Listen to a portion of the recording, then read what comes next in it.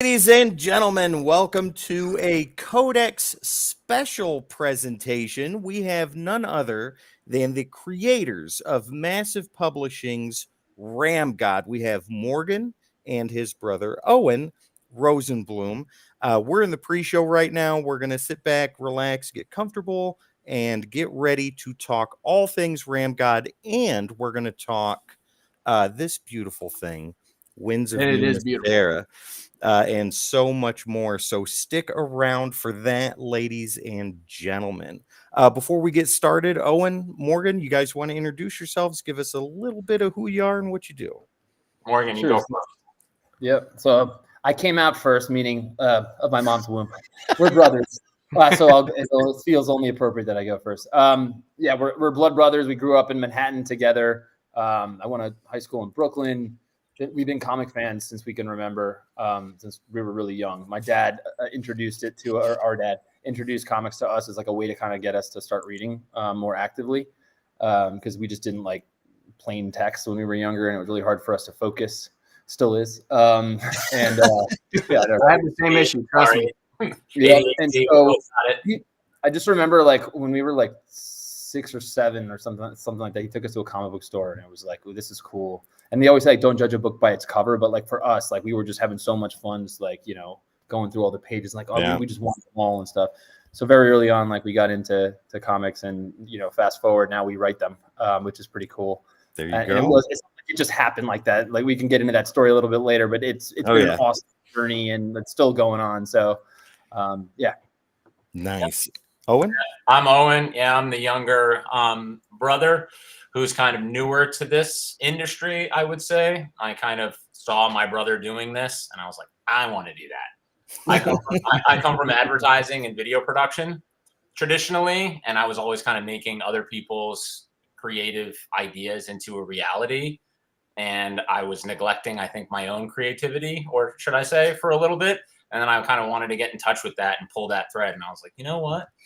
What Morgan's doing in the comic and graphic novel space is pretty cool. I was used to dealing with storyboard artists for video and film, and I always loved that process. And I was like, you know what? Like, let me kind of follow him into this. And I was doing some business affairs and producing stuff with him. And then I was like, I want to write. I want to create something with him, create worlds. Let's go. Go big or go home kind of thing. He kind of paved the way, so it was easier to get into the space. Absolutely. Ladies and gentlemen, that's just a small taste of what we're going to get into here in a couple of minutes. Before we do that, during the pre-show, let's go ahead and talk about where people can find RAMGOD and where they can order it right now. So you can get it right there. Yeah, there you go. Your local comic book shop, right? Always promoting, going to your local retailer, place that you call home and you visit, and just like we did to find our inspiration and our escape. So I think the final order cutoff for it was today. Was it today? Yeah, I think you guys Massive put out on Instagram. Instagram was today. I don't know why I thought it was next week, but all good. So there you go. Yeah, it's today. But don't worry, guys. So if in case like you're like, it's too late, I can't make it to a comic book store, no worries. You can still get it online, and it's going to be on sale. And most comic book stores will be carrying it, so don't worry. Yeah. Yes. And it comes out, I think, like July 26th or 24th or something like that. So you got plenty of time, ladies and gentlemen. Yep. Yeah. All right. And we got some other stuff that we want to push real quick. Winds of Numa Sera. This we're going to talk heavy about later. You guys got a website for that. Tell us a little bit about that. Cool. So Winds of Numa Sera is a completely different genre. It's a dark fantasy novel, kind of in the vein of like a Game of Thrones and little Dragon Age vibes, but like a dark political fantasy drama, action thriller that follows like a bunch of different, storylines and characters that in one storyline, the protagonist is an antagonist in a different storyline, which is kind of fun. So that it's a big story and like a big world, but like really epic world building. I think the characters are, while they're all different, they all come from different walks of life. So like compared to a Game of Thrones where you're like pretty much only following like the royal houses. Yeah. This one like follows like a stable boy who's like the grandson of like the head housekeeper, right? You also follow like the daughter of a baron whose father like bent the knee to the other king. So they once were like the kings, and now they're like they're subservient or a vassal of the larger empire. And then you also follow this like this young child empress, who's kind of like the child empress from Neverending Story. That's who like kind of inspired the character. Nice. When we watched Neverending Story, we were always like, I wonder, like, I'm so curious to know like what that story could have been. And so we kind of Bastian, say my name. Exactly. I love that you know that reference. Yeah. I have watched that movie enough times to be able to quote it from beginning to end. It's a unicorn, Dad. But yeah, we'll get more into Winds of Numa Sera later on in the program. And also, ladies and gentlemen, to find RAMGOD and Winds of Numa Sera, head right on over to their website, darkrose.io, for that and a ton more. Believe me when I say you will not be disappointed. Thank you. Yes. Yeah. High praise, high praise. Very high praise. Trust me. After reading RAMGOD and this, I can't wait. When I read RAMGOD today, you guys will be happy to know that I put on Daft Punk while I was reading. Nice. Yeah. We're big into like playlists while we create and everything else. We make specific playlists for our different properties. Oh, I had to. There was no other way around it. I'm a huge music guy, so like anytime we're doing like any type of content that requires. On top of that, like even when we're like pitching, like when we initially pitched this series to like get picked up and like you get on calls, like we put like music on and stuff to like really get in the get in the mood. Get ready. It's just so often, you know, as we said, we're visual guys, but the audio component, we think like always didn't get enough love. And I'm always like, hey, it's the synergy between the two, right? Audio visual. Let's go, guys. What was it? Dan, one of our members here at the Codex Station, for a review on the podcast, recommended a Marvel series called Mystery Men, based in 30s. If you haven't read it, I highly recommend it. I put on a 30s playlist and read all 5 issues, listening to nothing but 1930s music. It made that so much more incredible. It's always like a soundtrack to the life that you're reading. Oh, so good. Speaking of soundtracks to life, are you guys ready to dive into this interview? Yeah. Oh, yeah. Oh, we were already in it, so yeah, I'm ready. Yeah, absolutely. I thought so We're too. hitting little pieces. We want to get the full thing. Yeah. All right, ladies and gentlemen, stick around for 45 seconds. We will be right back. And while you wait, we will go ahead and throw on some groovy bass tones. We'll be right back in 45 seconds.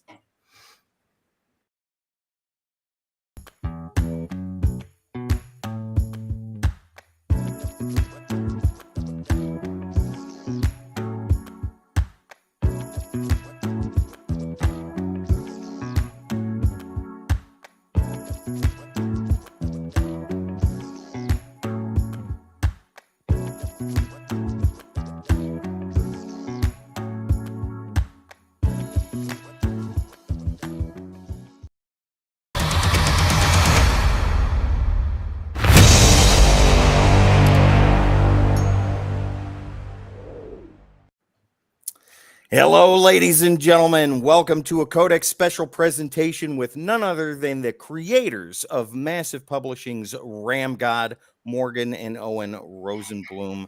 Ladies and gentlemen, it is going to be a fantastic time, and we have got a lot to talk about. Before we get into that, ladies and gentlemen, let's get some business out of the way real quick, help pay the bills.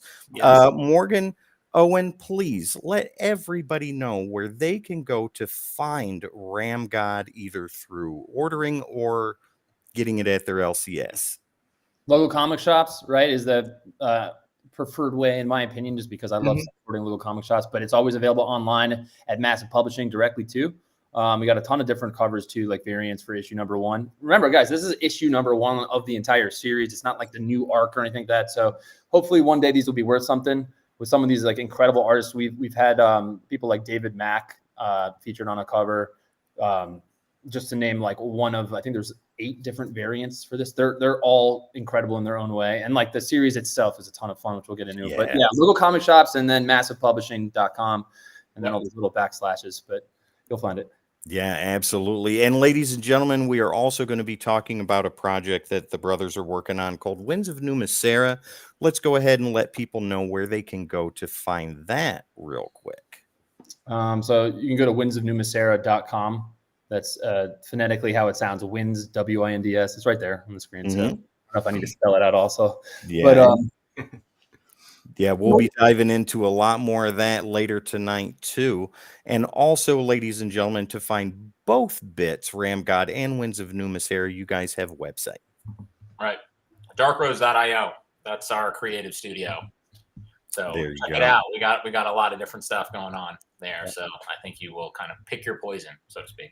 Absolutely. And there's a lot of good stuff on there, guys. Believe me when I say that when you head that way, you will not be disappointed. No. And excuse me, if you're new here, ladies and gentlemen, we got something for you. We want to give it to you. Jamie, what would that be? Our socials, guys, find us at the Codex Station on all platforms. All you gotta do is type in the Codex Station. That's where you're gonna find us. There you go. And after you have clicked the like, share, subscribe, and or follow on your favorite social media platforms, you're going to be sweaty. Your shirt's going to be kind of ruined. You need to head somewhere to get that. That would be the codexstation.com for all your Codex needs. Get some merch, meet the team, and so much more. Once again, the codexstation.com, ladies and gentlemen. And while you're live tonight, memberships and super chats are available right now. If that is something that you feel like you want to do, it is never expected, but it is always appreciated. All right, now that the business is out of the way, gentlemen, we need to talk about this. Yes, there's so much to go on. Look at that. God, that's so amazing. That's RAMGOD. Specifically for the two brothers, right? Exactly. Yeah. Half Owen, half Morgan. So, Jamie, you've got the first question, man. Let's go ahead and tear it out. Yo, God, so how did this project even come about? Is my first question. Like, between both of you, you know, being brothers, wanting to work creatively together, how much was it a pitch to each other to get this even started? Owen pitched it to me, to be honest with you. So I've been working in comics and like writing, you know, professionally, I guess, or whatnot for like 12, 13 years now. And this was something that like Owen had worked with me on other projects before, but never like co-writing them from the start. And I think it was just during COVID, Owen, I think. Yeah, for sure. Take over from here. Yeah. So like, as I was saying, like earlier, kind of in like the pre-show stuff, like I'm a producer by trade. So my involvement with Morgan and kind of his endeavors was always from a production standpoint and like some business affairs stuff and whatnot. So doing RAMGOD really when kind of the world, you know, was paused and this was during COVID and everyone was, you know, washing their Amazon packages, not knowing if the world was going to end the next day. We just kind of were sitting at home. Like, I think a lot of people like, oh, let's like play some video games. Let's watch some stuff and like just figure out what's going to happen tomorrow. And and I basically just kind of sat down on my computer and was like, Morgan's always creating all this stuff and I'm jealous about it. And kind of, I want to create a world, and cyberpunk to me seems like a totally underutilized and underexplored genre. And I was like, you know what? Like, I want to create something dope in this space. Morgan actually was playing, I think, at that time, Cyberpunk 2077, which I was just going to ask. Yeah, I was about to say, Cyberpunk kind of hit at that point. Yeah, we love that, and we give plenty of shout outs to it. Their world building was just incredible. And funny enough, and I think I just watched Blade Runner 2049 too. Ooh. And like the timing of between him playing that game and me watching the film, which I also think doesn't get enough love, I was like, you know what? Like, let's create something in this space. And everyone was masking up and like not knowing what was happening. And then if you notice in like the first page of the first issue, like you see a lot of people wearing helmets, and we're talking about air quality stuff. Yeah.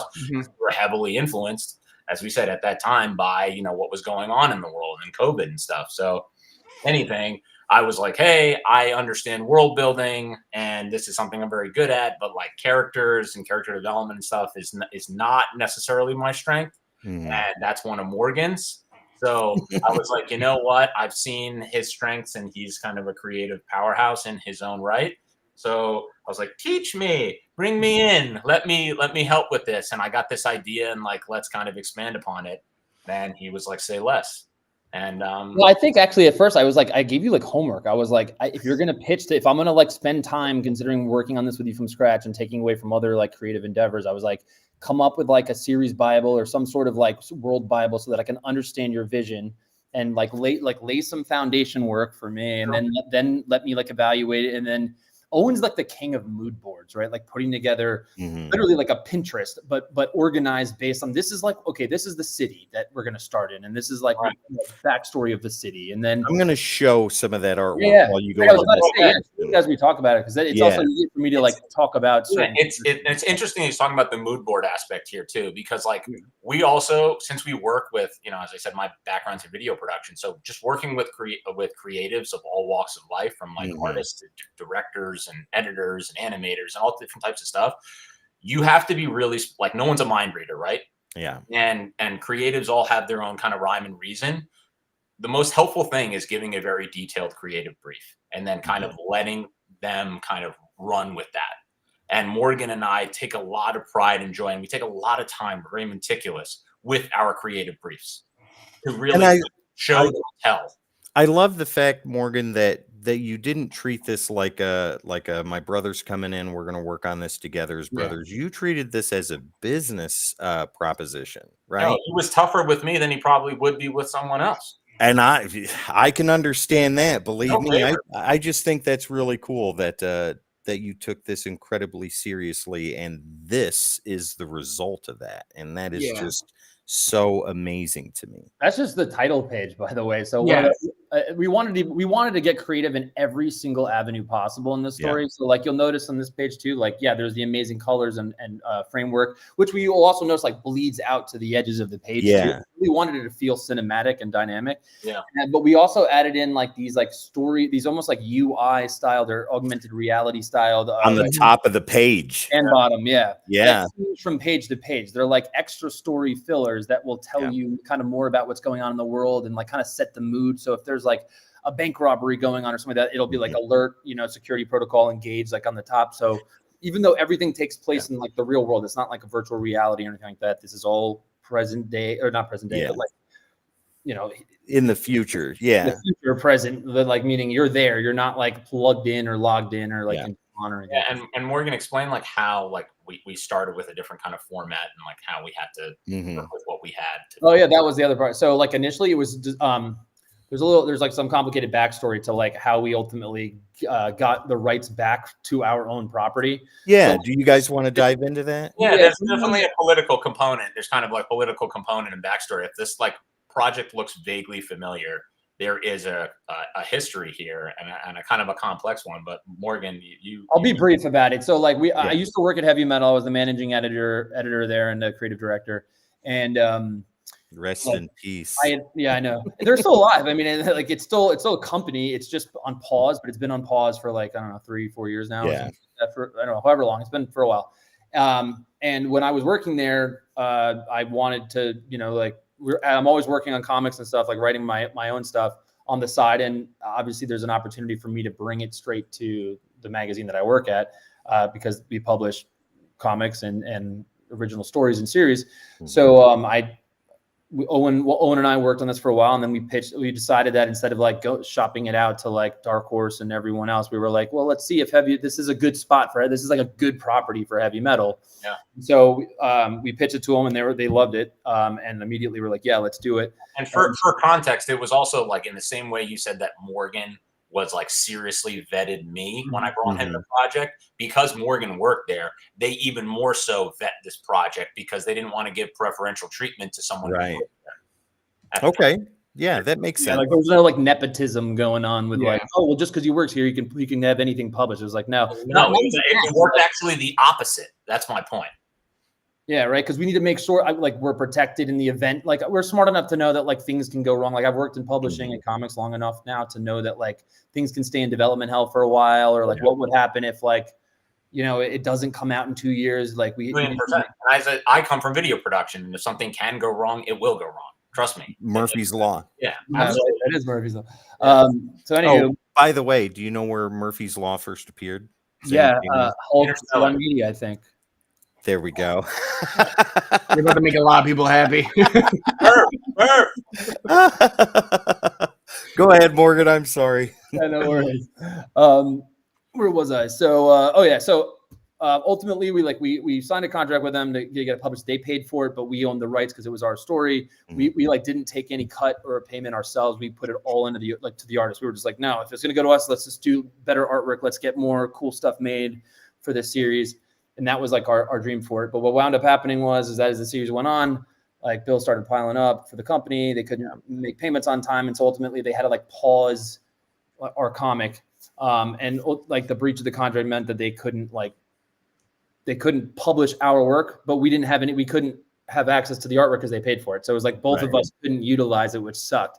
Yeah. So we around this, I left out an important aspect, which is that towards the end or like right before like the heavy metal kind of shut down, they were looking into partnering with Whatnot, which is Massive's like a parent company or something. And they Massive or Whatnot at the time had come into like potentially like co-publish heavy metal, and they looked at the Rolodex or like the lineup of all the upcoming series to see like, what do you guys have coming out? What are some new projects and they saw RAMGOD and were like, what's this? This one was cool. It was their idea to pull it from it was supposed to be in the magazine. So this all started because Owen was like, tell them how it was formatted. It was initially like magazine sizing, which is the same sizing as like Winds of Numa Sera, much like wider. It's larger, right?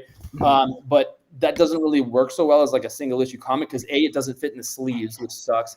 And then B, it's just a little like floppy with that one, unless you don't have like a full collected trade already or a graphic novel. So we were like, all right, if we'll have to reformat it. And the options were either like shave off artwork off the sides, which we were like, no, that we're going to waste like beautiful artwork and colors. But then the other option, if you pull up that the page again, you'll see it was like we shrunk it slightly and it created like a black margin at the top and the bottom, which like kind of like imagine what that page looks like without that cool stuff on the top and bottom. It's not nearly as cool. It just looks like dead space. See, when I was reading this, that was the first thing that I noticed was that stuff on the top and the bottom. And I started really paying attention to that. And that gives so much more depth with just a sentence or a blurb into what's going on. Yeah. We just wanted to utilize, like we're storytellers, right? So we were like, how do we kind of add subtext here to our story? It's like closed caption almost, Well, even that, utilizing the empty space. Yeah, it's like we turn a negative into a positive, I think, to be honest.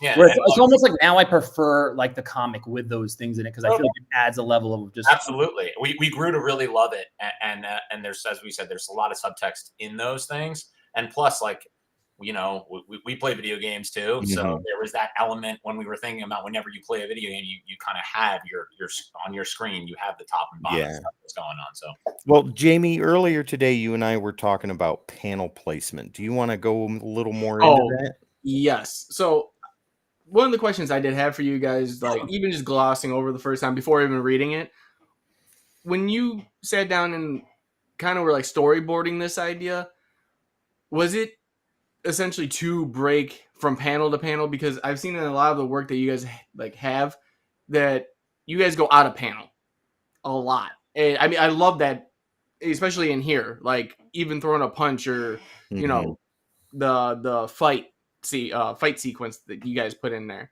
from the ribs, showing the x-ray, the ribs breaking, going from panel breaks. Like, we got to give part of it, or sorry, I interrupted you.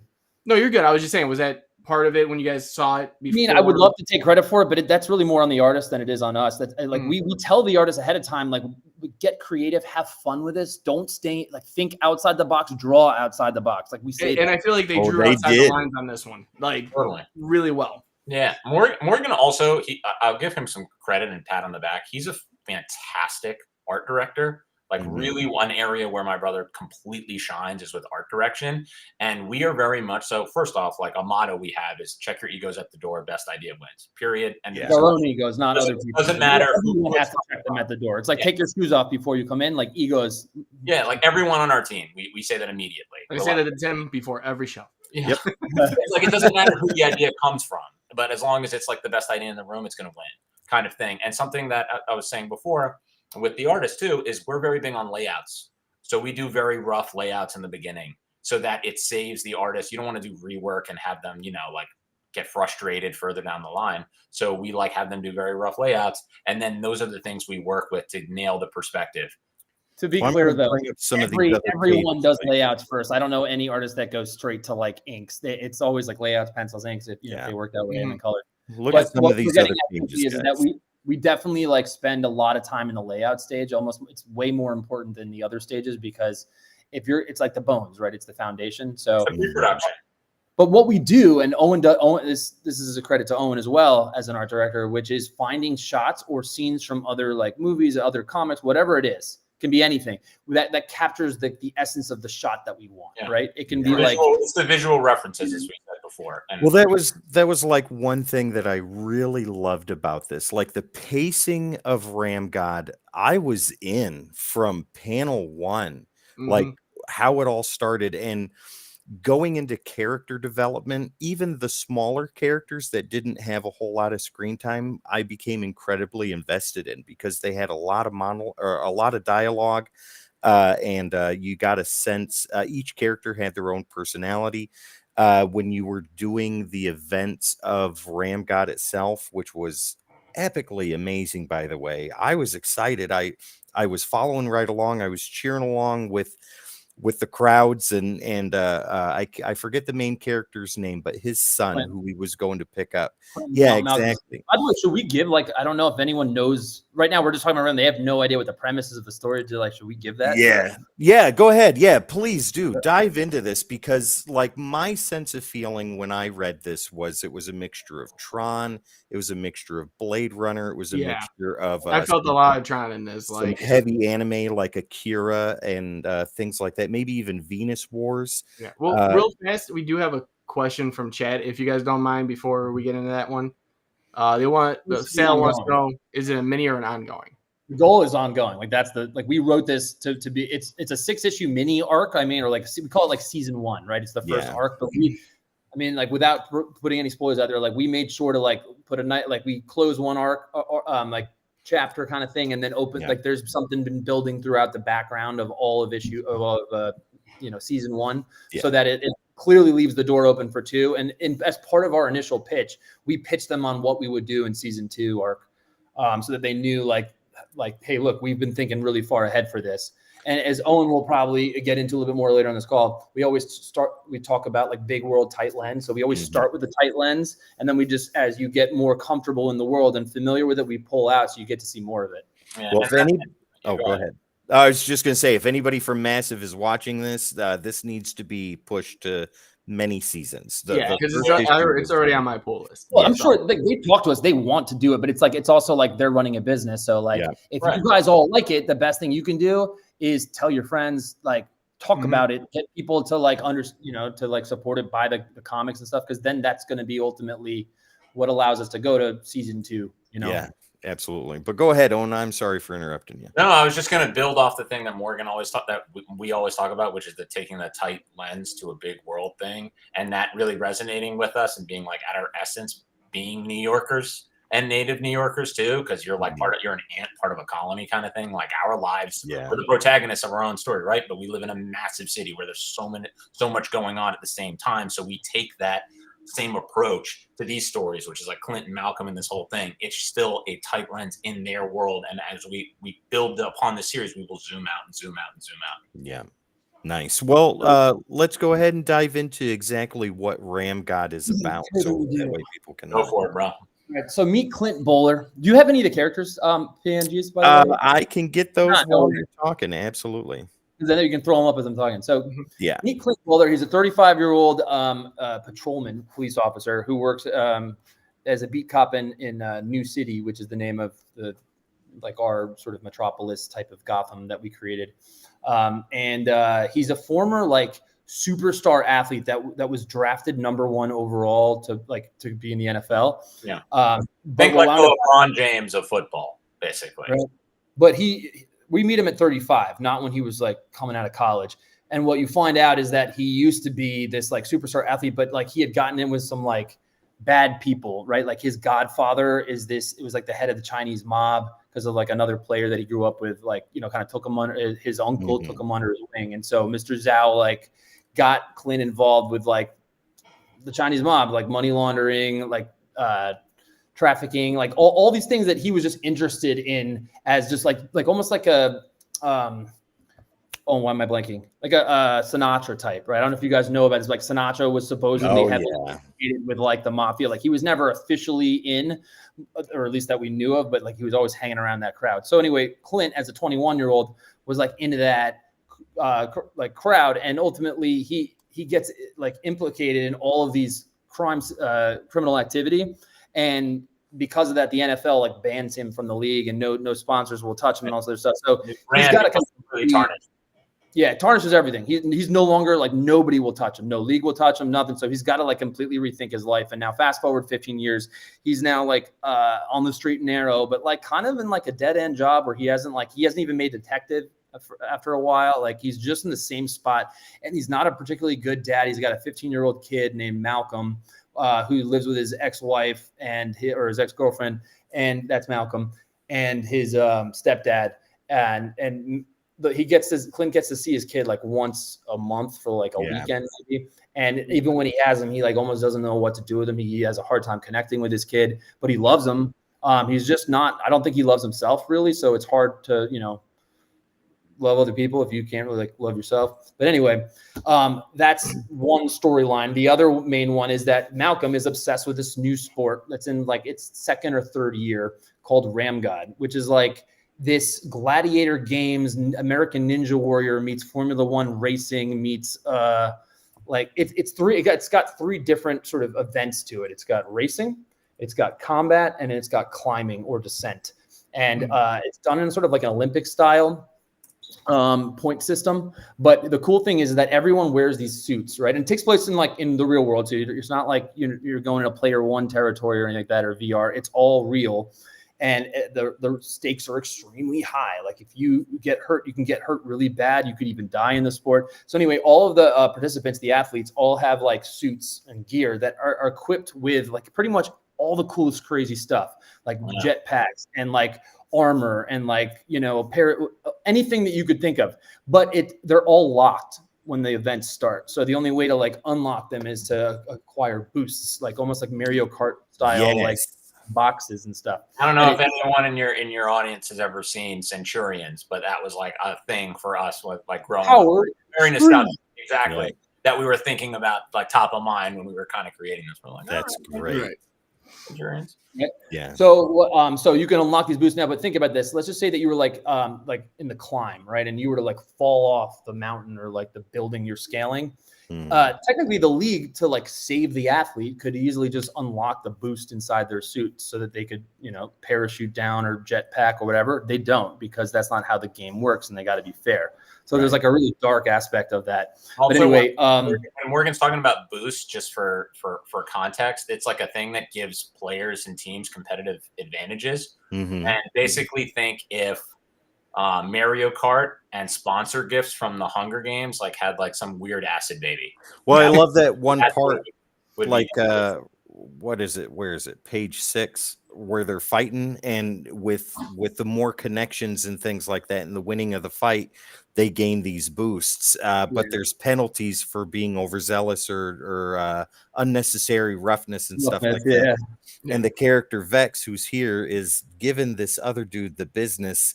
And she gets the boost that she needs for the team, but she goes a little bit crazy and takes one of those boosts away, and the team kind of gets after her for it. Like, way to go, man. Yeah, for sure. So we had this idea because we were thinking about, Owen and I like have always wanted to like racing, like NASCAR or Formula One, but Formula One's not that really available in the United States as much. And NASCAR, they just go in circles for a while. So we always thought it would be cool though. Like it definitely has its moments, but like, wouldn't it be kind of cool if like certain things that maybe your teammates were doing in a different event, right? Like while everyone else is just kind of in this long form race, could help the race aspect of it. And that kind of like led us to the concept of how RAMGOD works, which is in issue 1, you get to see like Vex is fighting in like a different arena for like a different audience group. And as the two competitors like kind of build up damage points against their opponent just by like literally hurting them and destroying them. They cross a threshold, and at one point it triggers a boost for their team, which then can be used on a different course. So like if you're behind, you're in like last place, and all of a sudden your fighter on your team like racked up some points, then all of a sudden you unlock 3 boosts like nitrous oxides. You can now have something or whatever. And that's the kind of stuff that we had a lot of fun doing. So that's just like the sport aspect, which is called RAMGOD, by the way. Wes, it is a fun story, yeah. buddy. This is an amazing story. Thanks, Wes. Dude. And so ultimately, though, what we find, like, there's 8 teams in the league, okay, and each one of the teams, and this is very like cyberpunk themed, is owned by and run by a corporate sponsor, like a big tech giant in some like sort of monopolized sector, except for one team, the Barracudas, which are not owned by a corporate sponsor. Instead, they are the people's team. They are crowdfunded through like a Patreon type of, or like, Think like the Green Bay Packers, basically. Right? Yeah.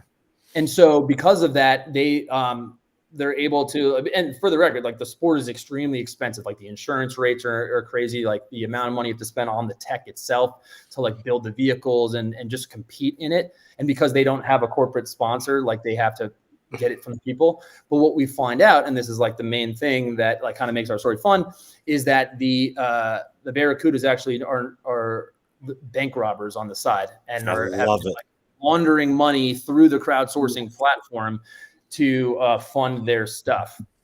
No one knows that, obviously, but except for the Barracudas. Now, here's where the inciting incident, or like the sort of the new thing like comes into play, that ties Clint's story and Malcolm's story and the Barracudas and RAMGOD story all together, is that going into the new league year, the all teams, right? The league has mandated that every team has to add an additional human player to their team.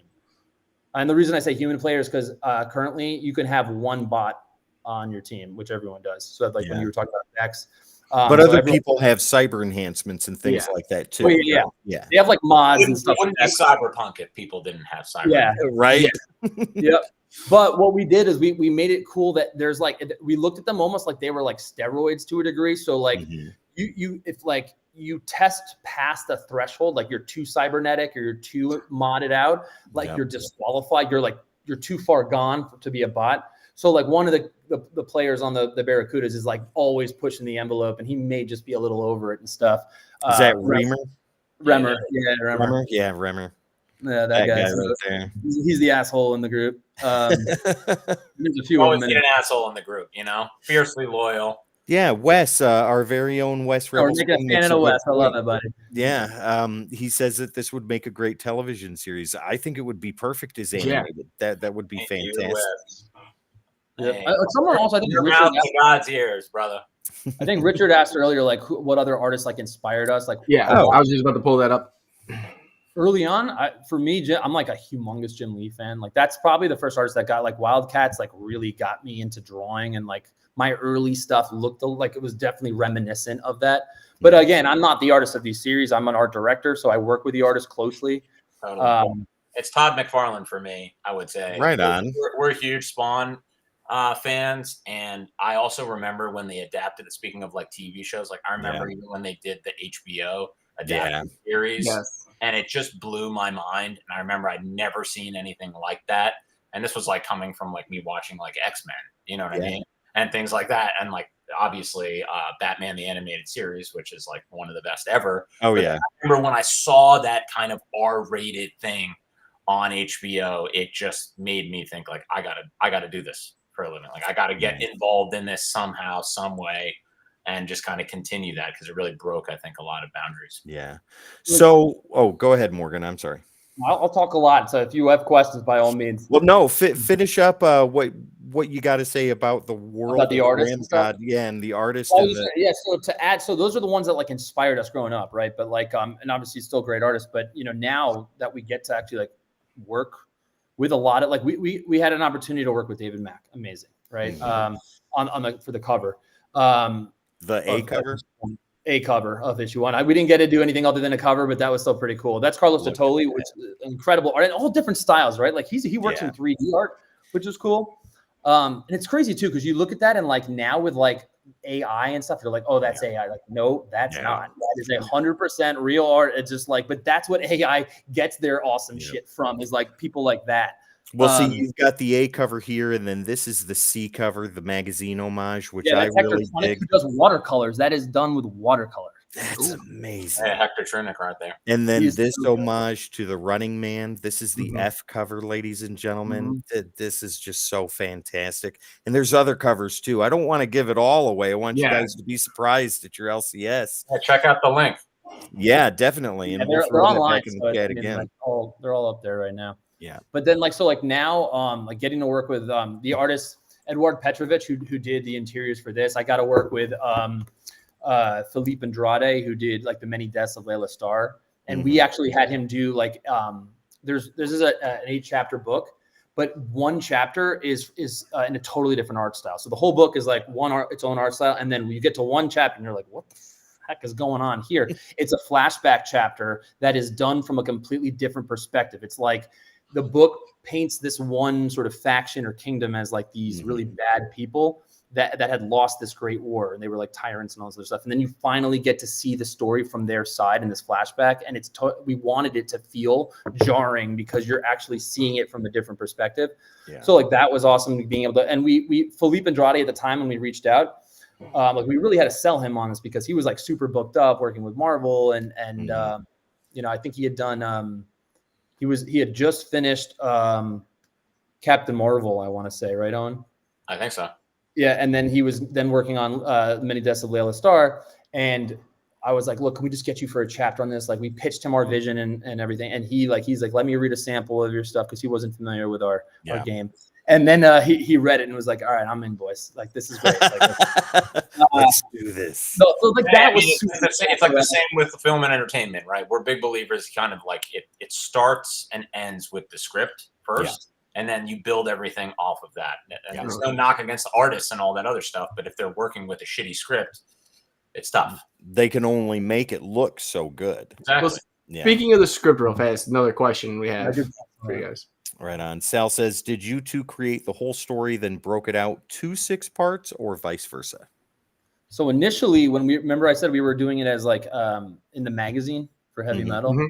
So like, because that's not even like full issues, right? Those are like usually 8 pages to 14 pages, which is just like a blurb in the back.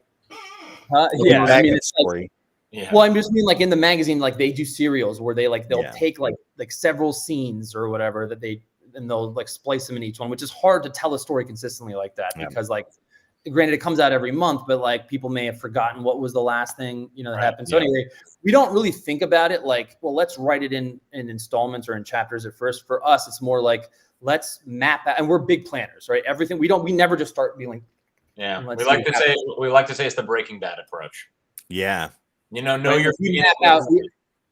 Now, that's not to say we don't have like ideas for scenes before we map out everything. Like as we're building up the world, sometimes we're like, I just have this scene in my mind where like there's this cool conversation that's going down at a diner, right? Like Tarantino works that way too, where he'll start with an idea or like a scene and he builds around that. So we've done that, but we'll map out like the story. What are the real themes? And there's always going to be like an A storyline, and then you have to think about like what's the B and C storylines. Like what are the other plots? Look at any comic or read any watch any show really and like try to find it. Like, okay, that's the main A storyline. Oh, this is just like a side storyline that's not as important to the plot, but it helps build character, right? And like teaches us about them. So like we work that stuff in, and you can use those B storylines to kind of help in certain places where you're like, oh, well, I don't have enough room to get all of this stuff in, or I have to fill up extra pages. So using your B and C storylines for that and those can be moved around a little bit more. They don't have to be as linear per se. But anyway, Dark Matter right now, Morgan, which is I know, right? Top of mind. I don't know if anyone has seen that show. I'm all in it now. What show is that? Dark Matter on Apple. Matter. I have not seen that. No, you should check it out. It's really good. It's really good. It's really good and really realistic for like a very high concept sci-fi show. It's top of mind because Morgan and I were literally talking about it earlier today. Yeah. It's going into the season finale. So anyway, we started it as like an 8-chapter series, and like I think each one was like between 14 and 18 pages or something like that, and then we broke it down into then it became 7, and then when Massive came out, they were like, can we get it into 6? And like that was tough to like try to finagle some stuff, especially because like all the art was done, right? So it's like we literally had to move. We literally had to look and we had to move certain scenes. We're like, okay, we can take these 4 pages. This actually can still work sliding in here where it doesn't actually affect the story. Like it's tough, but so what was it? like when Massive chose to take this on, how long was the process before we get to the point to where we are now, where we're a month away from print or a month away from it being in LCSs? Well, we had to, I mean, the tricky part was like we had to first get it back from heavy metal. So like we put out a feeler, right, with Massive, because we had known that they had initially shown interest. So we reached out to Michael Flero and Kevin and Trevor, and we're like, hey, we know you guys were into this before. Would you guys, if we can get the rights back? I mean, well, we already had the rights, so it wasn't a matter of us getting the rights back. It was a matter of us getting the art. Like, we had to buy, we had to buy, by the way. So like when we say creator-owned series, like we went out of pocket for this. Not only have we not made $1 on it yet, we're like tens of thousands of dollars in the hole right now because we believe in this series. But what's cool is like it's ours completely. And Massive has been awesome with like respecting the creators and like really like showing that they like give a crap about us has been awesome. And like that's fun to see in this space. Yeah, you know, they're perfect partners for us on this. That's fantastic. Okay, so RAMGOD, 6 issues. First issue drops in July. And then after that, if Massive picks it up, then you're going to do another 6-issue story arc. Is that correct? maybe more. I mean, we'll Maybe see. more. Yeah. And then it's just going to kind of go from there. I hope that this series continues for quite a while, because in our initial meetup, we were talking and you said that everything here in these 6 issues and even beyond is just a small portion of what this world has to offer as far as stories go. Is that other places that you have explored inside the world of RAMGOD that you're ready to write and tell about? Oh yeah. Oh yeah. Remember, we said that this is interesting. We've talked about like the corporate sponsors for the teams. Yeah. We spent a lot of time figuring out who would these corporate sponsors be, who were they inspired by. You know, it's a lot of people say like companies or sort of like, you know, moguls that are if like, you think of like, you know, the Amazons and the Googles and the Apple and the Nikes of the world and whatever, they have more influence and control over like the global economy and people's perception than like all the governments in the world, right? So you think about like if they all came together and were like, hey, like this little cabal, and we're like, hey, you know what? Let's decide to influence this and that. And we were kind of like, what would be the equivalent of those type of things and those entities in our world? Right. And if they all own the team and what's going on and all the subtext. So that's where we kind of started. Wow. Jamie, do you have any other questions before we move on to one of their other projects? I don't have a question. I got a comment though. And I just want to say that it's been a very, very long time for me. I've read, even all of us on, you know, Codex have read so many issues, but this is the first time an actual #1 made me want more. Like, sweet. It's been a very, very long time. So everyone out there, you never hear me say it, definitely get issue 1. Like, if I rated it, you guys wouldn't believe me.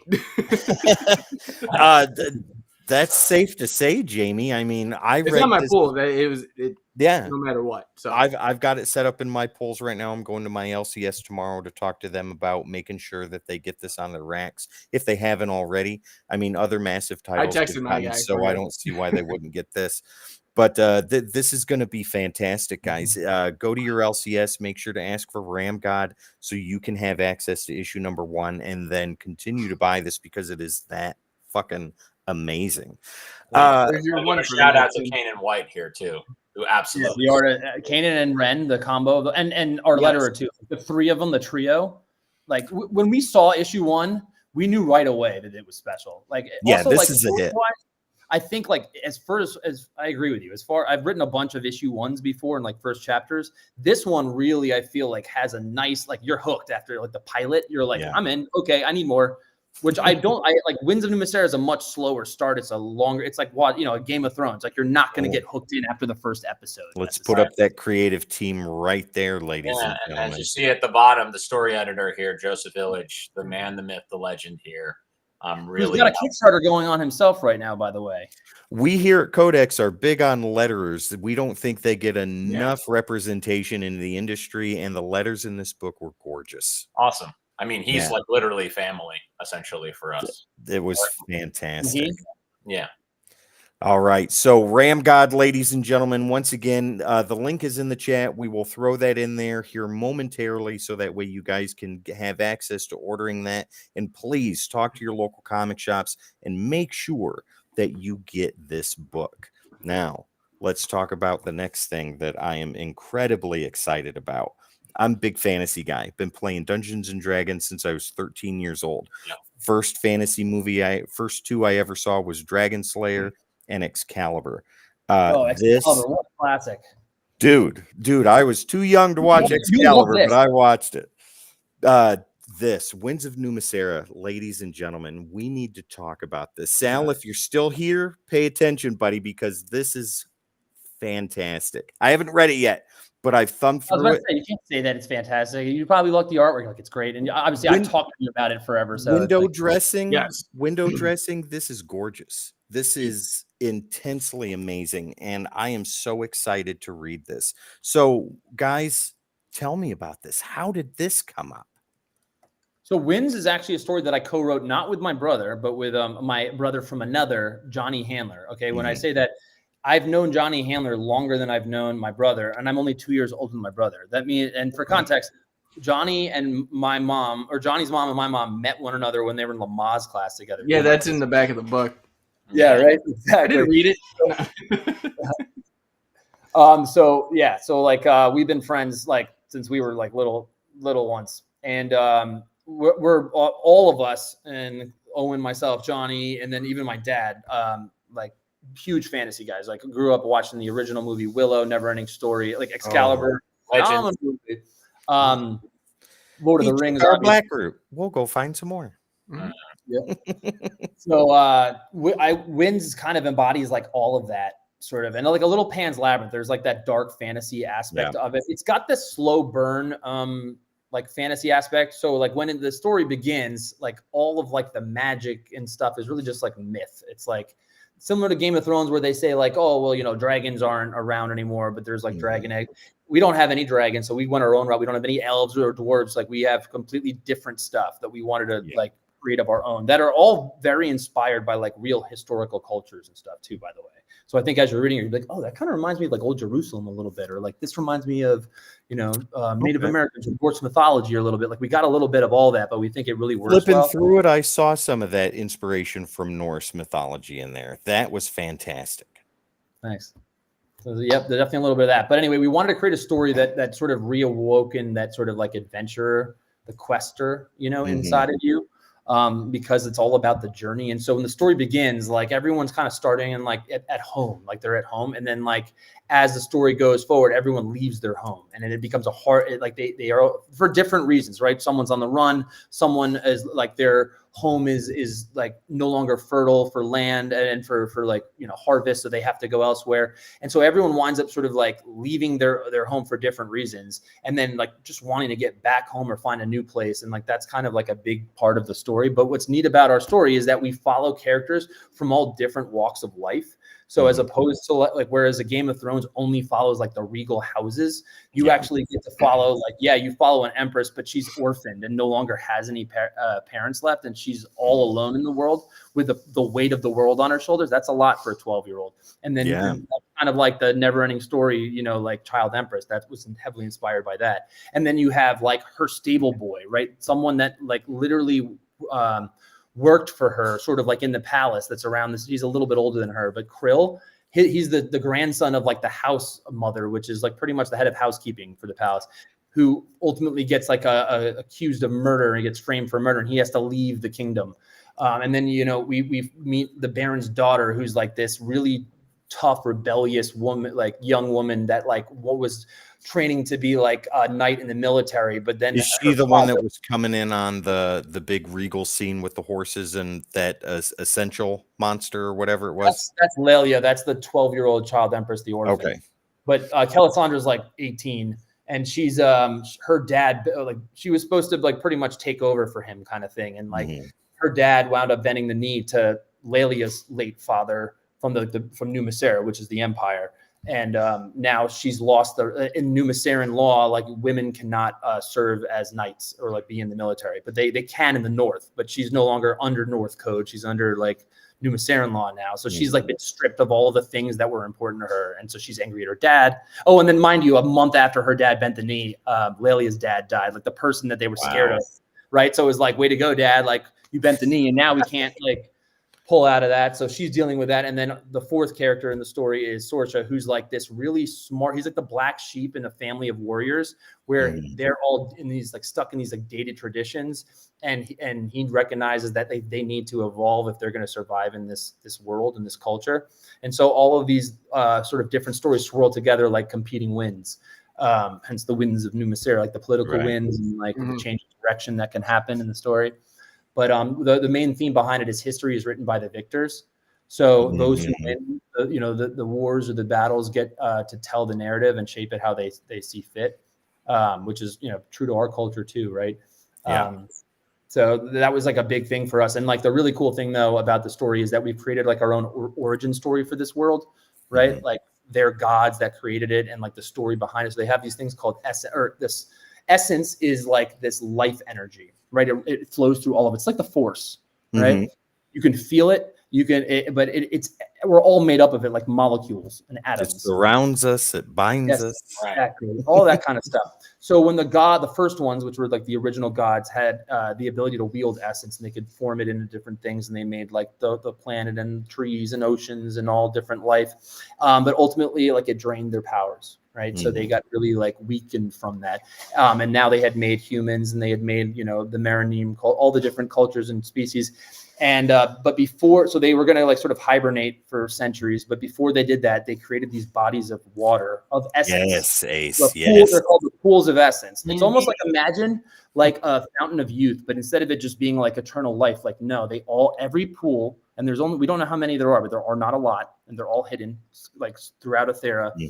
And each one has a special power, and each one is also safeguarded by what's called an essential, which is a creature that's whose sole duty is to protect the pool, but also decide who gets to drink from it and get the power. So their job is to judge people and give them tests. So if like you were a finder of a pool, like you journey and there's rumors and myths about these pools, so people would seek them out.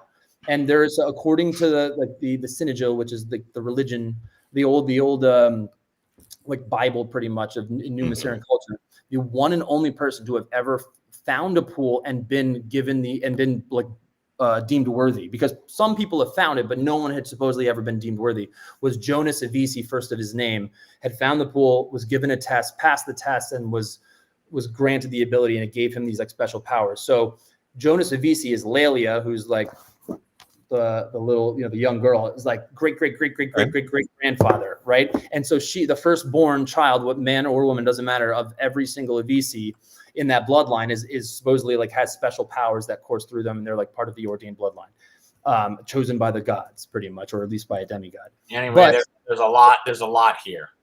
Morgan could go on and on about me. Don't worry, I'll be the younger brother who's like, stop. I can't wait to dive into this. Go ahead, Jamie. Yeah. I was going to say that it's a lot, but it's worth listening to. I feel like you pitched this a few times. Like he has indeed. It's a hard thing to condense quickly because there's like so much going on in the story that it's like it's very different than RAMGOD in that way. RAMGOD's much easier to tell. Like it's much more straight line and like linear more than it is. Yeah. Oh yeah.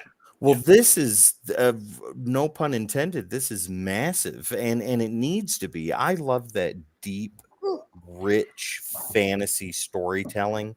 The stuff that he's breaking it out. He's breaking it out here. The stuff that you have to pay attention to and read and really dive into, and this has got me hooked. Like just window shopping alone, I'd have grabbed this.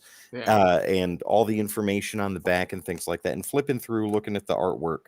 This is incredible. But yeah, you just held up something pretty awesome that I want to talk about. Why don't you hold them up again? I'll throw you up in a bigger screen there and get my face out of here. Oh, hi, Jamie. Hi, me. Look at that. So what you're looking at, this is the board game. Winds of Numa Sera, the board game. It's something we've been working on for the last pretty much since the graphic novel. Like we started on that. We were like, we want to make a game out of it. And it actually, Johnny jokes about this. We made Philip Cruz, who's the artist that did this cover, right? We had him do like this epic all-in character poster that features like 26 different characters and stuff. And Philip is not cheap, okay? And well, he's worth every penny. But I needed to convince my partner, right, to pretty much like, can we spend the money on this poster? And he's like, I'm not spending whatever over $10,000 on a poster. I hear you. I hear you. That's a lot of money. I don't even have that money like liquid to spend on this. So he's like, well, if we can somehow use that artwork for something else, right, outside of just a poster or a wraparound cover or something, then I can open it. Then I was like, I kind of jokingly was like, well, maybe we make a board game or a card game or something like that. And he was like, yeah, let's do that. Done. And, yeah, but to be fair, like that was I signed up for something that I was not on it. at all. Thanks, Al. So, we're really good at making stuff look nice. I mean, I think that's kind of obvious just from if you go to a website or whatever, look at it, like where we get that part of it. And we're not good at storytelling and writing, right? I feel confident as a writer. I'm well trained as a writer at this point. I've had great mentors. Board games was like a brand new thing for me. And I wasn't good at it because we made our first iteration. And what, like now in hindsight, 5 years later, like you don't start going straight to the pretty stuff. You have to like just get the mechanics down right. And like, what kind of game is it? Like I learned so much, and so did Owen and Johnny throughout this process. Like it was so hard, but and people are critical in the gaming space. I mean, you think that like comic readers might be critical, players, gamers, because it's so interactive and people do it together. They like all discuss what's wrong with the game, and then like, you know, together. And you only have so many opportunities to get someone to play it. So anyway, we spent 5 years play testing the game, revising it. We consulted with gaming experts, with like pro game designers, with publishers in this space. And then like now the same people, like I just remember the first test group we ever brought it to, played the game, and we were like, so what do you think of it? And they were like, it's beautiful. And we're like, well, what do you think of the game? And they're like, honestly? And we're like, yeah, pull no punches. Like it's early. Like we have time to make changes, no matter how big or small. And they're like, it's not good. It's pretty boring. And like, there's not a lot of like strategy, but it looks great. And I was like determined at that point. I'm like, no, we got to make a good game. So we were just like, we'll do this however long it takes. And we just started doing research and doing homework and like, okay, how do we make a good game? Who could teach us properly? Like, so we had people read our book and then start like, you know, finding ways to like really help us understand game making. But we were big on like, we don't want you to make the game for us. We want you to tell us what's wrong about the game and why it's wrong, and let us be creative to propose solutions to you. Exactly. But what really helped us. Remember we said about best idea wins. Yeah. Like no egos with this. So what we did is we just started like asking, like we created a community like of hundreds of different playtests. We started going to conventions and like little focus groups and whatever else. We would go to like little gaming taverns and like places where people got together, and we would just be like, hey, we have a game. And because it looked nice, and we were also like published, you know, writers, and like I think people were more open to letting us like kind of play test our game at their places and stuff, or like they wanted to play because it, you know, it looks pretty. They're like, yeah, I'll take a look, I'll try it, sure. Plus we're super passionate and really aggressive, so try saying no to us. Yeah. Especially him. Yeah, I feel like Morgan never gets a no. There's like, yes, just. Oh, I get plenty of no's. He gets no's, but he'll get you to a yes. He'll wear you down. So let's talk about the Kickstarter then. What goals do you guys have in mind? What incentives are there? That sort of thing. And I know that it starts July 9th, if I'm not mistaken. Yeah. July 9th is by the way, we hadn't officially announced that yet, but sorry. I'm sorry. That's okay. That's gonna be the target date. We just promised that our like that's so like we just settled on that like very, very recently. So we'll be informing our spoilers, ladies and gentlemen. Yeah. Only here at Codex do we spoil everything. But yeah, incentives, Kickstarter. Let's talk about that. So like the biggest thing for us was like, we don't need to raise money to like finish the game's done. Like maybe we might make a little change. We've gotten like some, like as we've been sending it out for reviews, which by the way have been incredible. So anyone that does their homework on this game, you'll actually see our game no longer sucks. It's actually pretty good. Gaming Trend rated at 95 out of 100. Same rating as Gloomhaven, which we were like, whoa, we're on the same. This is our first game. But we did our homework. Like we did not. This is not just like, oh, we're just throwing it up. Like 5 years doing this. On this, like we went to PAX East like a couple of years ago, right? In Boston, and people were like, from the design alone, you could launch your Kickstarter. They were like, you could launch your Kickstarter like in a couple months and like sell it. Like, and you probably would be good. But they were like, it looks good, it plays okay, But they were like, so you could do that. And we were like, we don't want okay. Thanks. We don't want okay. We just don't want. Like, I don't want okay. That doesn't work for us. That's not how we are. We want the game mechanics to match the design. Well, you don't want to put out a subpar product, right? Especially our first out the get go. Like, exactly, no way. Right? And then it only get better with expansions that you got to buy later. Yeah, we're big believers. It's like we've already had those planned too. Like a restaurant, you're only as good as your worst dish, kind of thing. Yeah. So we've as we said, we're perfectionists in our own way. And we really listened to the players and the fans, and like we were just like, we really would ask them, be like, what do you guys want to see in like the deluxe version? They're like, could you come up with like some really cool dice, like a dice that no one else has? And we're like, yeah. So for anyone who's seen, I don't have it with me right now. Challenge accepted. So was there a lot of beta testing then on your guys' end? Literally 5 years. Like I would say, almost 1,000 different people have played our game, like beta tested it and given us feedback. In fact, in the rule book itself, some of the people that were most involved, we as a thank you, we added their name into the rule book. That's as wonderful. That's awesome.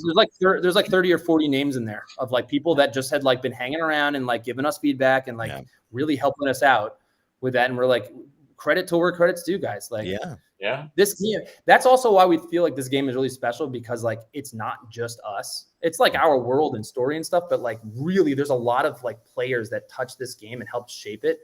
Like literally as we were play testing it, as someone gave it, they're like, it'd be cooler if like you could, after you took a stronghold, you'd get the money immediately as opposed to having to wait. And we're like, cool. Can you guys play it again? Like next turn, start doing it that way. And they would give us real-time feedback. Like, yeah, that's way more fun.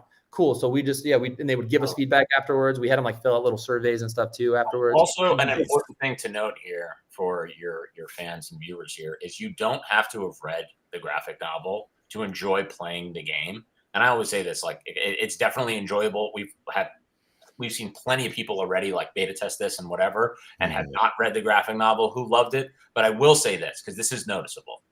If you have read the graphic novel and you play this game, you're going to freaking love it. Because it just takes the world and the characters and the lore, and it shows you, and just a totally different element, and you interact with the world in a completely different way. I'll give you specifics. So like little examples that I think you're like, oh, that makes sense. So the characters themselves, right? Every one of the heroes, you can play as 12 heroes, right? And they're from 4 different like houses or factions. And each one of the factions themselves has their own unique playing style, right? So like the CN Day, who are like the warrior tribe from the south, they're very aggressive players. They're like really good at attacking, but not good at building in the game, right? You can build and attack in the game, or I should say, or attack. You can't do both in the same turn.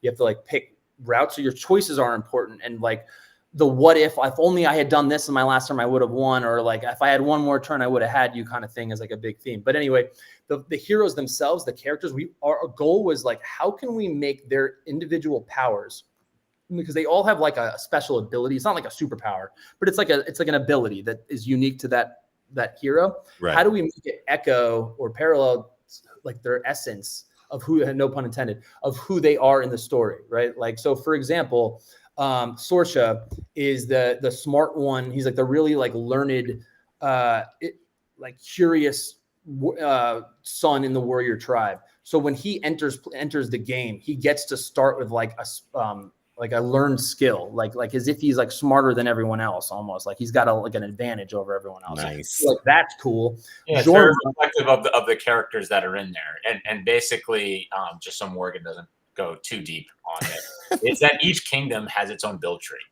which is reflective. Like in a video game, right? If you're like, depending on what class you were, right? Like they all have their own unique. Are we losing Morgan? Oh, it sounds like it. The winds of Numa Sera have blown his way a little too hard, ladies and gentlemen. Yeah, his internet is not great. Well, while we're waiting for him to come back, Owen, you're fuzzy. Yeah. Owen, why don't you go into the process of your involvement with Winds of Numa Sera? Yeah, so basically this was kind of Morgan and Johnny created the actual graphic novel first, and then I kind of, as I said before, RAMGOD was my first kind of venture in as like a co-creator. I did more of like the production type stuff and some of the business stuff, but basically my involvement there is they had the graphic novel and we're like, hey, we want to figure out what else to kind of do with this. And, we have large hopes for this in terms of potentially adapting it. There, we lost him. So he'll probably join via his phone or something else. And essentially we were like, hey, how can they brought me in to kind of strategize and figure out other mediums that this property could exist in and be successful in. And as I said, I was involved from the beginning in terms of like, hey, like we have this great artwork and like we should probably make a game with it. And that was really Johnny's idea first. And then we were like, hey, how do we build off of this? We don't know really how to make a game. And I said this in the pre-show to you guys. Yeah. We thought creating a graphic novel and a comic series was hard. Try creating a board game. Like it's just the mechanics, the next level world building. It's like creating a video game. You know what I mean? And player interactivity. It's more complex than a movie. It's just, you just have to be so creative and think of everything. And so many more moving parts to it. Many. Yeah. So many more. And there's stuff you didn't even probably think of getting into it that were brought to your attention later. Like, oh yeah. And as I said, like people, the community, we were like, hey, the comic and graphic novel community, like they can be pretty harsh with their feedback if they don't like something. Yeah, nothing compared to the gaming community. Gaming community will rip you a new asshole. They'll be incredibly they went wild on this at first, and we were just like, oh, okay, they're really holding no punches and whatever. Yeah. But as I said, like best idea wins. Like we can take it. I'm always like, if you're going to knock an idea or something or like poke a hole in anything, be my guest. But don't do it without giving us a solution on how to do it better. Like, cool. How would you write it? How would you do this differently? Right. Exactly. And see if anything comes, like a lot more. Absolutely. And as Morgan said, at least with the game aspect of it, this is one of those things where it was like, hey, we listened to the players and the fans. When they were like, what, do you ever think about doing it like that? We were like, that's a fucking genius idea. Yeah, we didn't think about that, but now we are, and we're going to do it. See, and that's so awesome having so many beta testers, because you get that you get those different ideas, some linear, some crazy, some way the hell out there, and you get to take all of that feedback together and really decide what works and what doesn't. Totally. Especially if it's the same feedback too. Like if it's something that you didn't have in there, and like 80 people will say, hey, actually this would be a cooler idea if you guys did this way. You can implement that, or you could just be like, absolutely. Well, yeah, and then it's just a great sounding board, and in the same way that like Marvel and whatever will come out with all of this stuff, and Star Wars does this too, and it's like a smack in the face to the fans. The people who read this stuff and have loved this, and the biggest supporters of like the stories and the brands and all that stuff. And it's like, why?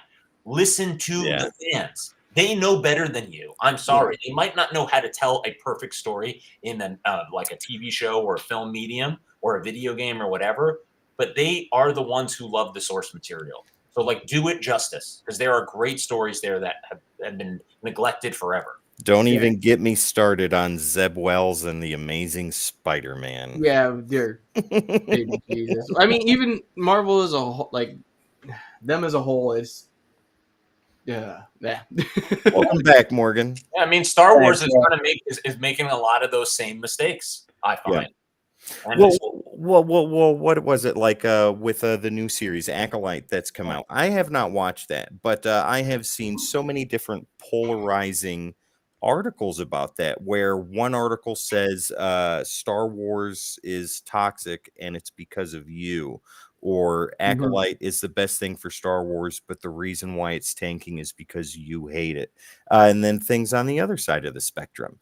With the type of feedback that you guys got for Winds of Numa Sera, I know, Owen, you were talking a little bit about how that affected the course of the creation of the game. But Morgan, was there any kind of personal affection or anything like that with negative feedback or not constructive criticism? So I have a big thing, which is if you're going to shit on it, Owen, I don't know if Owen said this while I was gone, but like if you're going to shit on something you have, or like that we're working on, whatever it is, like you can't just point out problems. You have to propose some sort of a solution. Like it has to be constructive. I don't respond well to just straight up like, yeah, it's not good or whatever. Like, Yeah, okay, this mechanic is shit. Why is it in like, there? Yeah, it's like, okay, why isn't it good? Like help me understand, like big picture. Like it's not like right now there's too many negative things that can happen during your turn, which make your turns like a 50-50 chance it's fun or not fun for you. So I'm like, okay, when I think of it like that, cool. So the goal is I have to make sure that no matter what on your turn, even if something bad happens, you still leave your turn feeling like you were productive and something fun happened on every turn. Yeah. And we were talking about like, like just having constructive criticism. Like, let's be honest, in 2024, like people love to hate, right? The trolls everywhere. People love to hate. It's like, think about it. If you leave a restaurant and you have a bad experience, right? Your first inclination is to like, I want to give them a bad review and do this. When you leave a restaurant, you have an amazing experience. Do you think to really be like, I'm going to give them a great review? You just kind of like, that was great. And you move on to the next thing. But things that are bad and you had a bad experience, you really dwell on it. You hold it. Well, like I want to shit on this to everyone and anyone. Yeah, working in customer service, I've been doing that since I was 16 years old. What do people remember? They remember the negatives. Yeah. They never remember the positives. The positives are to be expected. The negatives are what they don't want to have happen, and when they do, that's what everybody talks about. I don't know if that's true though. I mean, like, maybe that's just like a personal thing for me, but like, I'm just naturally like a very positive person. I gravitate toward positivity. I think like whatever you put out there is like usually what you get back. To some degree, I feel like so. Like there's certain things. The older I get, the more that I'm able to recognize certain the way things made me feel, both bad and good, right? But where I used to spend a lot of time complaining about things, now I'm like I really appreciate things that were really special and good. And like the main reason that I do why I do what I do, or write and create stuff, is like I like as an artist to create things and put myself out into the world in that way. I feel like it gives me an opportunity to like outlive my time on Earth potentially. More importantly, is like I love knowing that something that I just created and made up affected someone's emotions. Like I've had people tell me like, oh, I cried when I read this story, or like when I got to this part, like, oh my God, that resonated with me. I really like connected with that. And like, that's cool because I feel that way when I listen to music, when I, read certain comics, when I watch certain movies, whatever it may be. Yeah. And like to be on the other side of that too, like where I was able to like make something up that evoked emotion, excitement, fear, whatever it may be. Right. Like that nostalgia feel. Yeah. It becomes like, I can think back like my formative years. Like I know instances that like were like changed my life with certain thing where I like experienced an emotion for the first time. And that anytime I go to write that kind of a scene, I go back, I tap into that. I'm like, I remember that scene. How did that make me feel? Why did it make me feel that way? Okay. Right to that. Yep. Yeah, and like you were saying earlier, like give a reason why. We feel the same way. And even if you guys have checked out any of the reviews we've done so far for Massive, like even if it's a little issue I had, I always try to give like, well, if maybe they did it this way, I'd change the score, But to me right now, as it sits, this is where I'm at. Yeah. So we'll be definitely reviewing both at this point.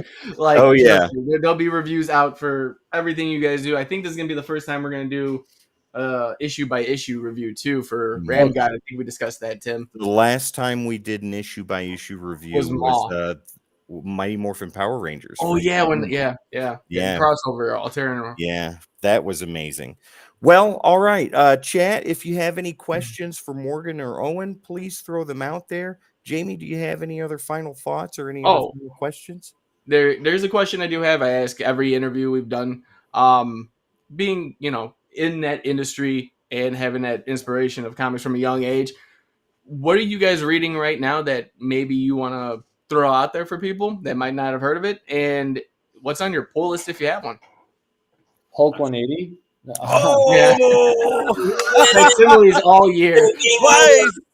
For you guys, because I don't ever want to bullshit anyone. I've been so overwhelmed with what we're working on right now that I don't have the creative capacity to like get into another series and get hooked on it. Like, and if I'm going to, it's usually like I'm just watching TV, brain dead at the end of the night after having poured everything that I have creatively into my projects and things like that.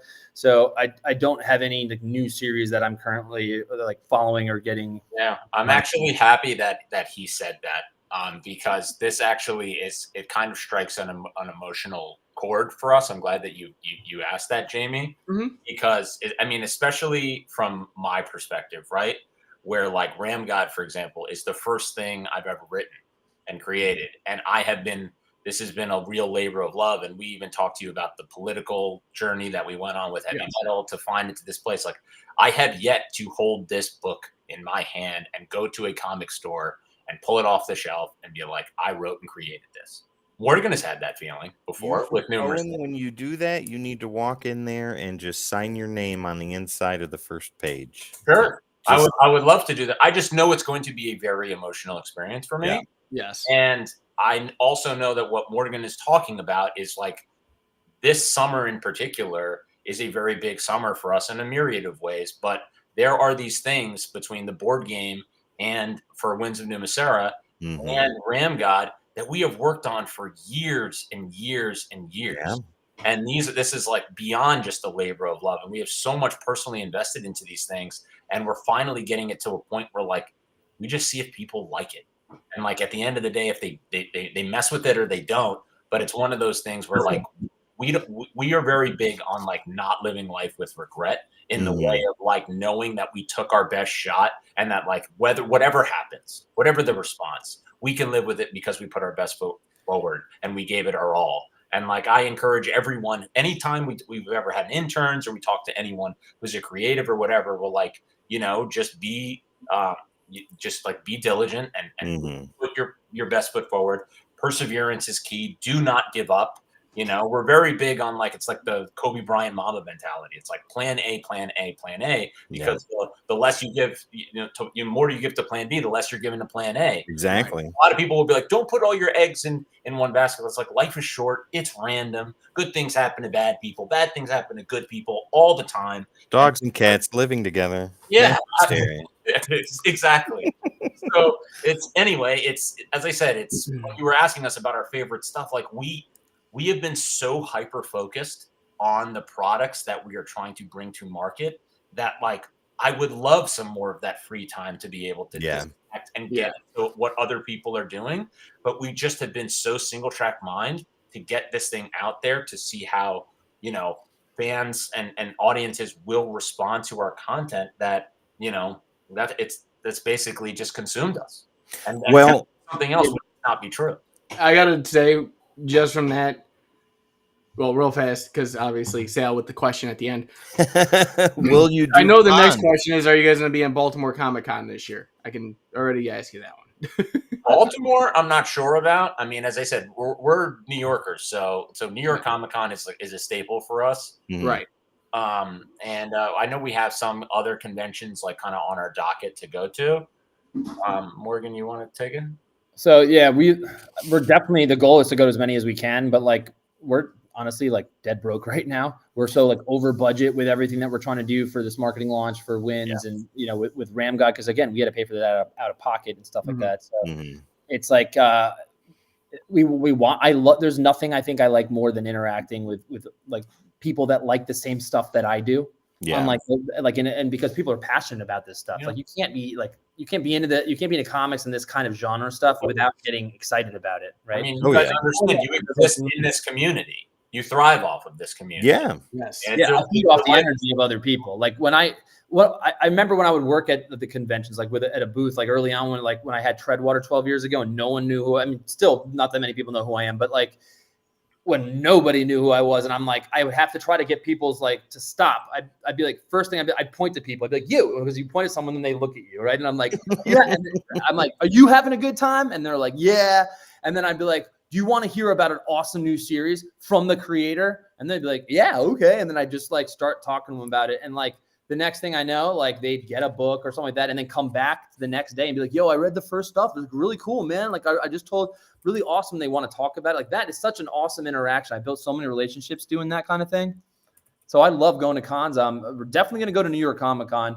Not going to make it to San Diego Comic-Con because it's extremely expensive and far away. Baltimore, When is the Baltimore? September. Yeah, that's going to be doable, I think. Because it's kind of a special date for us, kind of like you guys said, the emotional aspect. This will be the first time the team will be together in one room. Yeah. Oh, really? Ever? For the first time. Ever. Yeah. Wow. Okay, cool. We're spread across the country. I'm in that. Tennessee. Jamie's in Wisconsin. We actually, honestly, like that kind of hit a spot for me because it's like, it's like people who play like Call of Duty and like they play Call of Duty with Yeah. and they never actually are in the same room. You mentioned like the giving love to our letterer, right? Oh, yes. So Morgan can talk about this, but our letterer Nahi is based in the Maldives, and we've known him for 10 plus years and are very close with him, and we've never been in the same room with him. Wow. I've never physically met the guy, but like I know him so well. We've both been through some really hard, dark places in our life, like different levels where like it was tough, and like we've been there for one another, and he's like as close. It's so weird for someone that I've never met. He's like a pen pal that I work with that I also love. Like I genuinely love this. Yeah. Jamie and I have known each other for over 3 years. I'm an uncle to his soon-to-be. He's an uncle to my kids. It's crazy. I mean, we've spent we both helped each other through some dark times. Yeah. Let's meet each other. We met each other. That's funny. Let me put. Oh, you want to talk about that interview process? No. Yeah. I started Codex like 3 years ago. I'll make a long story short. And Make it it was short, started off with just long. it was just a podcast where we talk about like comic news. We talk about reviews that we were doing, and then we kind of came up with segments in the middle. And I wanted to expand because I had a bigger vision for the channel itself. So we put out like, hey, I want to be able to tell like audio stories without taking it word for word. I want to give more like imagination to what it is. Dramatic and story. We put it out there, and Tim had basically answered. And the funniest thing is the first time he said to me in an interview, he's like, I interviewed Todd McFarlane and this person and this person and this person. I was like, yo, calm down. Like, I was prepared. This was a job interview to me. I was ready to go, and I was name dropping names of people that I had interviewed in the past. I've done creative storytelling and things like that. I know how to write, well, not as good as you guys, but good enough. Don't sell yourself short, Tim. But we blistered up to this. What we have now, we do 3 live shows a week and constant reviews. Trust me, I've been up with Tim and I've literally messaged him at 3 in the morning. I got an idea. And he's just like, Jamie, go to sleep. I'm like, I can't. Like, it just doesn't turn off for me. This has been 3 I'm going to apologize years. real fast for not talking most of this. I've been battling a cold this whole week. And I'm trying not to lose my voice. So bear with me. I just wanted to make sure I was here, Jamie, this has been 3 years of incredibly hard work, not only on our end, but with the rest of the team. We've got an amazing 24 plus hour days. Have rounded out. These guys are amazing. Gary, Wes, Dan, Sal, Sonny, Jamie, myself. Bringing on Precious. Yeah, Precious, his girlfriend. It's fantastic. Doing decoding panels was amazing. I get to write. I get to do creative writing and dramatic storytelling. If you guys haven't checked it out, shameless plug, go ahead and take a look at that. I highly recommend Punisher, Circle of Blood. I got in trouble from my neighbors for screaming and yelling, pretending to be Jigsaw. They thought I was killing somebody in my apartment. But yeah, it's been great. Like similar to you guys, pouring your heart and soul, being hyper focused on the projects that you're working on, RAMGOD and Winds of Numa Sera. That's Jamie and I. Manifest destiny, guys. Manifest destiny. Yeah. And even though I tell people like what we do, I say it with a passion. Like we got 4 million subscribers, and we don't even have near those numbers, but we always want to champion the artists. We want to push what you guys do, and the letters. And the letter, like the whole creative team, we want to, make sure they're known in some way. It takes a team. Yeah. It totally takes a team, and things are always more complicated than they look. Sometimes people think it's just so easy to make this thing, and you can come out with. I've tried. It's by the way, we put the entire creative team on the covers of all of our books. It's something that I see that. We're big on like it. Yeah, Johnny, my name might be on the top line of the thing, but like literally, there are 8 names. Yeah, like, that's not normal. But we're like, you deserve the cover. You guys were collaborators on this thing. Like, I think that's also like earned us some like, I don't know, some love from the artists too, because we respect them, like Yeah. treat them as, and by the way, in some cases, like we're paying them, right? Like us as creatives. Sorry about that. I got dogs too, so don't feel bad. Yeah. Little help. But anyway, like my point though is that like it could just be work for hire, but we're like, nah, like you are like you are an integral piece in this puzzle. Like we would not have this book if you were not involved in it. It would be something else. Exactly. Well, I think that is a poignant place to take this interview to rest. If you guys have any final thoughts, we'll go ahead and start tagging out, showing places where you can find RAMGOD, Winds of Numa Sera, their creative studio, and so much more. And I would think it'd be safe to say by issue 6, would you guys be willing to come back and talk whole series?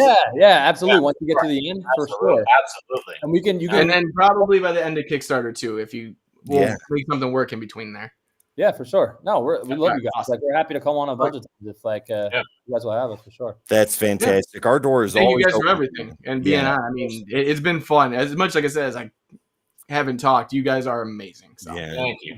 Well, these are all labor of love, man. This is this is what we want to do full time. We do basically do it full time at the neglect of so much other stuff.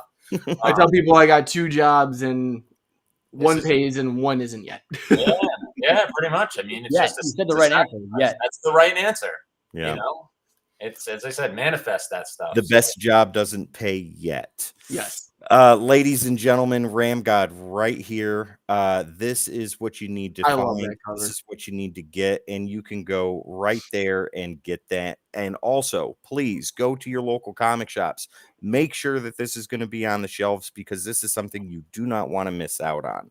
Also, ladies and gentlemen, for RAMGOD and Winds of Numa Sera, head over to darkrose.io, Morgan and Owen's creative studio. There is a ton of stuff on there for you guys to filter through. You will not be disappointed.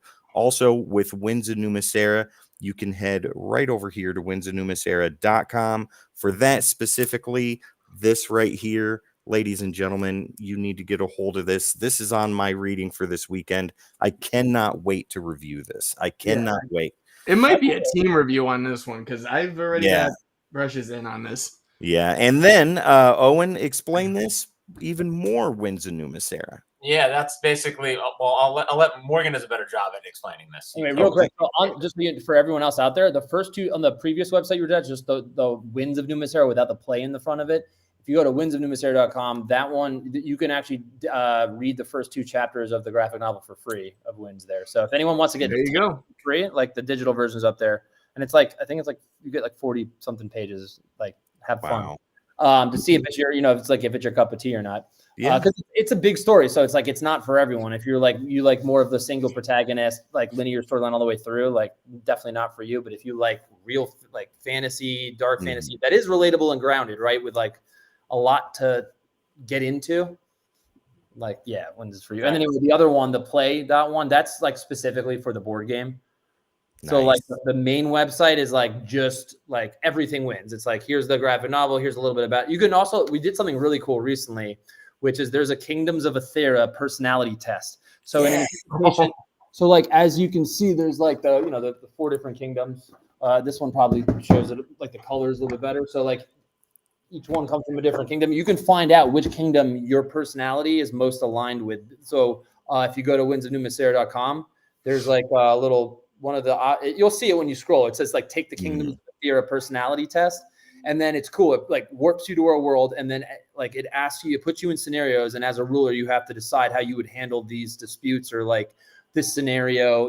Like you have a neighboring country or vassal that's like under attack, and like do you send aid and risk weakening your thing? And like choose your own things.